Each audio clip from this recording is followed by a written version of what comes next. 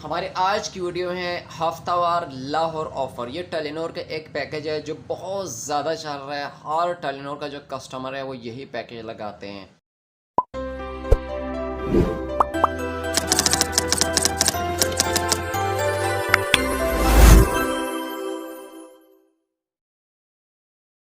ये सबसे सस्ते वाला पैकेज है, सिर्फ और सिर्फ 100 रुपये में एक्टिवेट होना है। इसके अंदर 500 मिनट है जो टेलीनॉर के नंबर पे इस्तेमाल होने और 20 मिनट है जो तमाम नेटवर्क पे इस्तेमाल होने हैं। सबसे अच्छी बात है कि इसके अंदर 4 GB डेटा भी है। मगर एक बात याद रखिए कि ये पैकेज है सिर्फ और सिर्फ लाहौर के लिए। मगर सबसे खुशी की बात यह है कि लाहौर से बाहर आप कहीं पे भी इस पैकेज को एक्टिवेट करवा सकते हैं। चाहे यहाँ से आप कराची कर लें या खैबर कर लें, कहीं पे भी लाहौर से आप इस पैकेज को एक्टिवेट करवा सकते हैं।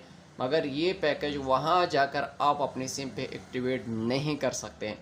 इसका जो एक्टिवेशन कोड है *355#, इससे एक्टिवेट होने या आप किसी भी रिटेलर या कहीं से भी इस पैकेज को एक्टिवेट करवा सकते हैं।